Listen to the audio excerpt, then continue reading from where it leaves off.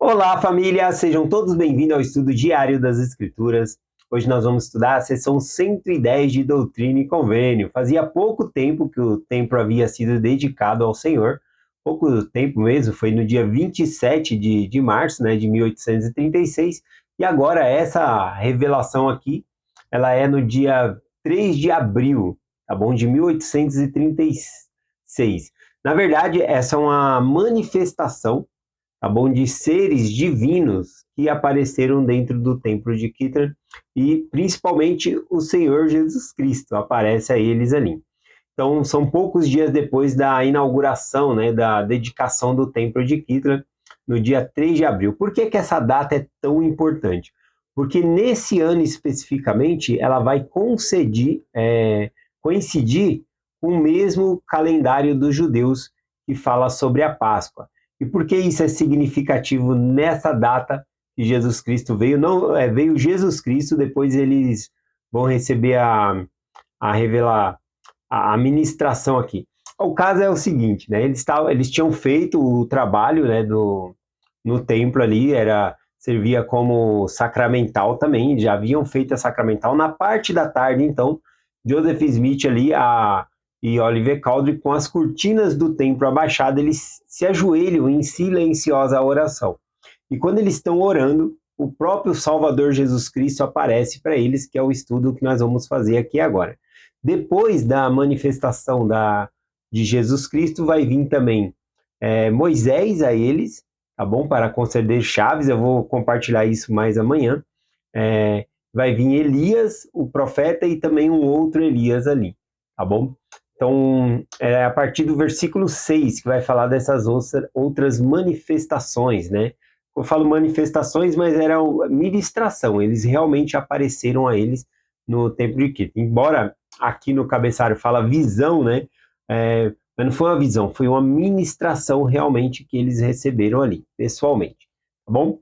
Então, por que essa data é importante? Conforme eu falei, porque ela coincide com a Páscoa judaica nesse ano, que é justamente o dia em que os judeus eles estão lá com a porta aberta e colocam a taça de vinho esperando Elias vir, que é uma profecia que está em Malaquias, que antes do grande e terrível dia do Senhor, primeiro Elias viria antes.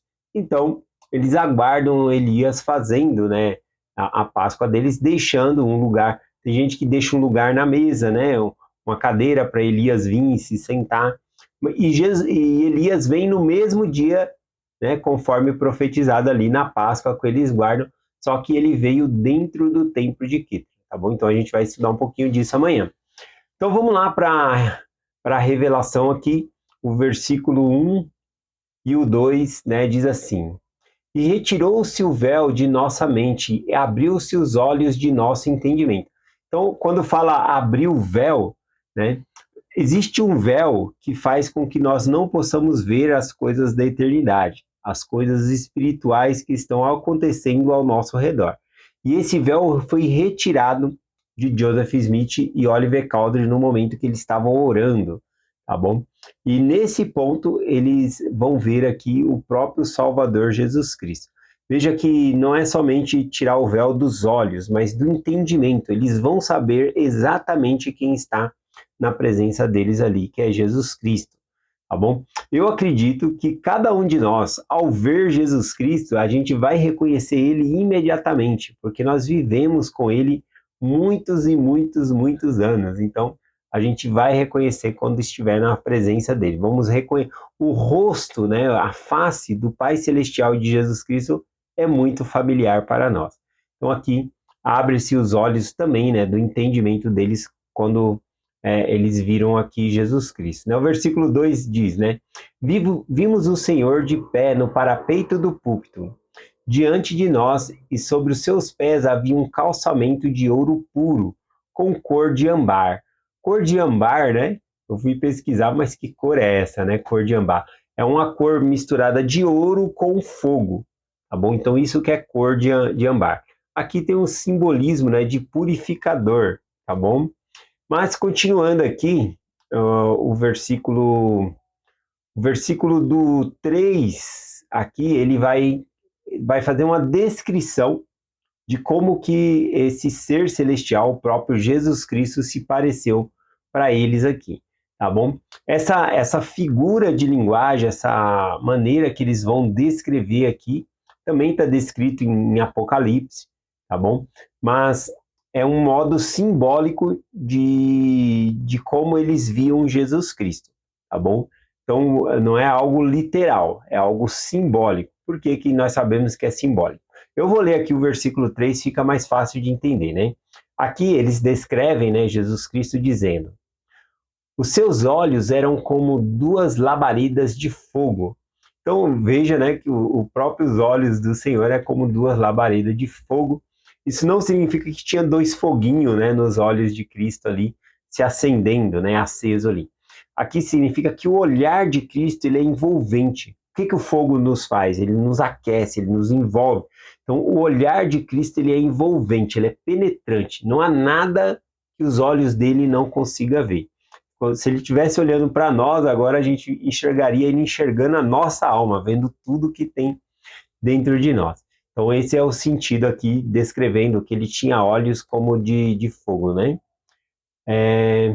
Aqui continua a descrição.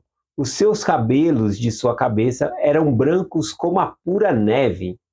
Bom, a cabeça branca nas escrituras, né? Ela tem um simbolismo de sabedoria. Até hoje, né? As pessoas usam uma forma de linguagem de falar assim, respeita meus cabelos brancos, né? Respeita a minha idade, né? O cabelo branco com sinal de sabedoria, que a pessoa já tem conhecimento da vida. Nas escrituras aqui, falando aqui que o cabelo, né, de Cristo ele era como a pura neve, né, branco como a pura neve, nós sabemos que Cristo ele não envelhece, tá bom? Ele não envelhece. Então aqui é um símbolo da sabedoria de Cristo. Tão branco que era como a pura neve aqui. Tá bom? Lembrando que essa descrição aqui ela é simbólica. E aqui também falou, e seu semblante resplandecia mais do que o brilho do sol. Agora olha isso, né? O semblante, o rosto de Cristo, ele brilha mais do que o brilho do sol, mais resplandecente. Aqui para nós na Terra, a coisa de maior brilho que tem é o sol. Tanto que o sol em sua força ao meio-dia, se nós pararmos e ficarmos olhando diretamente para o sol sem nenhuma lente de proteção, alguma coisa assim, a gente vai ficar cego, a gente perde a visão. Então o sol é algo que aqui para nós é a coisa mais brilhosa que existe, a mais clara que existe. E aqui está falando que o rosto do Salvador ele é mais brilhante do que o sol, né? Na verdade, toda a glória do Senhor ela é cheia de poder. Por isso, só aqueles que tiverem um corpo celestial vão poder aguentar a glória de Cristo para poder viver onde o Pai Celestial e Jesus Cristo habitam. Bom, então aqui o símbolo, né, de quando fala que o semblante dele é mais brilhante que o sol. Deixa eu ver aqui se eu marquei aqui, ó. Aqui o que nos mostra é que todo o Senhor, né, aqui está falando do semblante, mas todo ele é luz, assim como é descrito nas Escrituras que ele é a luz do mundo, que ilumina todas as pessoas. E aqui o finalzinho do versículo 3, ele dá outra descrição aqui, mas agora da fala, né, da voz de Cristo aqui, ó. E sua voz era como o ruído de muitas águas, sim, a voz de Jeová que dizia. Então, a voz do Senhor é como um ruído. Quando eu vou na praia, eu observo que aquele barulho do mar, o ruído das águas ali, ele enche os ares, é um local aberto, né? E enche os ares com aquele som.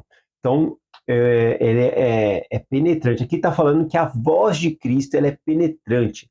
Ela não tem como não ser ouvida, tá bom? Então, essa é a impressão que eles têm aqui, e aí eles descrevem com essa linguagem aqui, né, sobre a voz de Cristo. E ela dizia, né, ou seja, o versículo 4 aqui vai mencionar o que é que Jesus Cristo disse aqui. Disse assim, eu sou o primeiro e o último, eu sou o que vive, eu sou o que foi morto, eu sou o vosso advogado junto ao Pai. Então aqui ele tem vários títulos, né?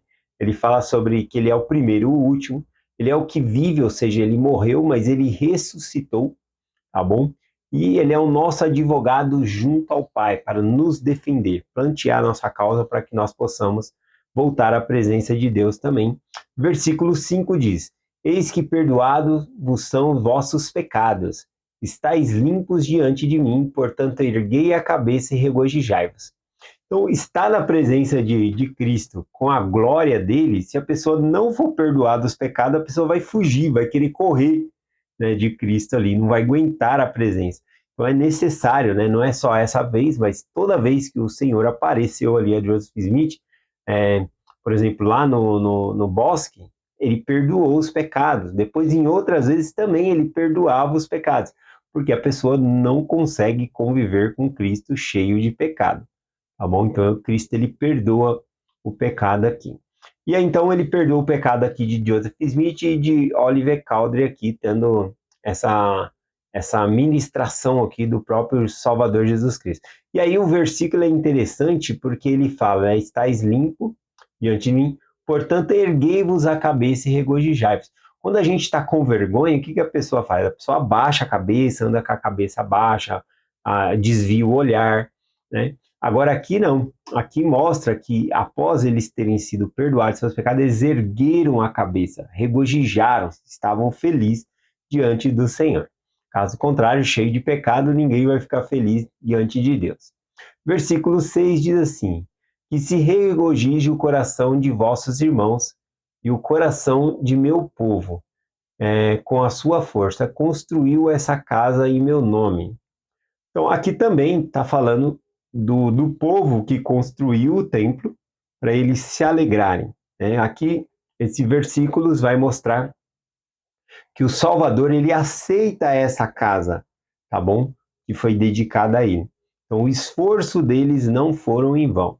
O Senhor aceita essa casa aqui, por isso que ele está falando no versículo 6. Vamos ler o versículo 7, ó. Pois eis que eu aceitei esta casa, e meu nome aqui estará.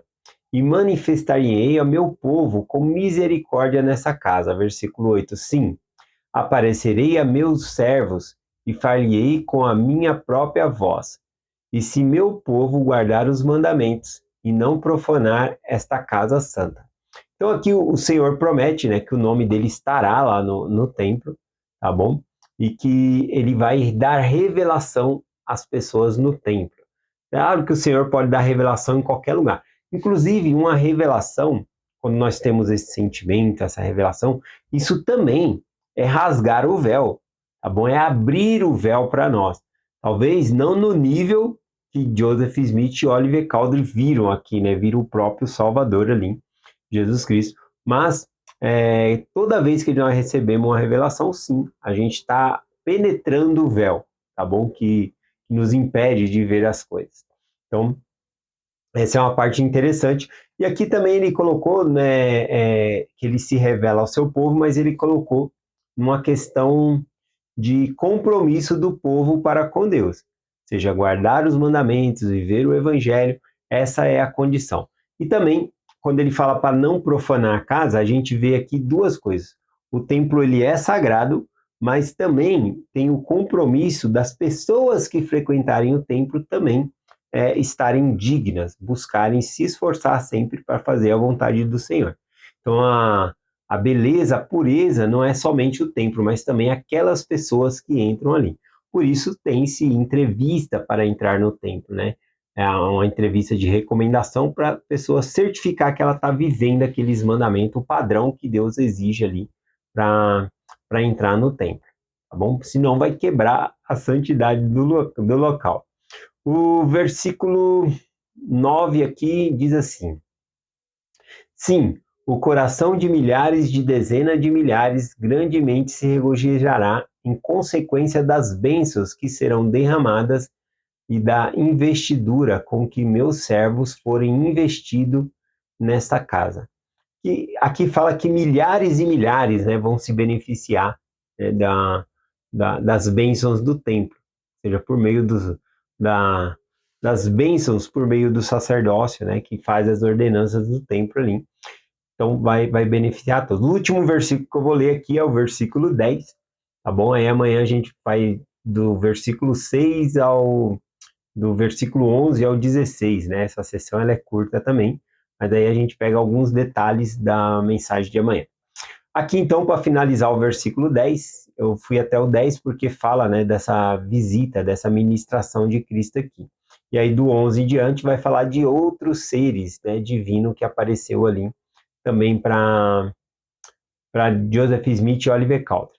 Então, versículo 10, que a fama desta casa se espalhará por todas as terras estrangeiras, e que o princípio da bênção que será derramado sobre a cabeça de meu povo, assim seja. Amém. Então, aqui ele coloca, né, como as bênçãos aqui do templo, como um princípio, né? Ou seja, aqui é apenas o começo, o templo de Krita. Haveria muitos e muitos templos, como hoje tem, para abençoar milhares de pessoas a fazer convênio com o Senhor. Então, é essa parte, né, que eu quero compartilhar com vocês hoje, sobre essa manifestação. Algo que me tocou bastante é a questão de abrir os olhos de entendimento, do véu ser retirado, né? E algo simples para nós é quando nós recebemos uma impressão do Espírito, recebemos revelação, também o véu está sendo nos retirado para que nós possamos enxergar a verdade. É esta mensagem que nós compartilhamos em nome de Jesus Cristo. Amém. Até amanhã.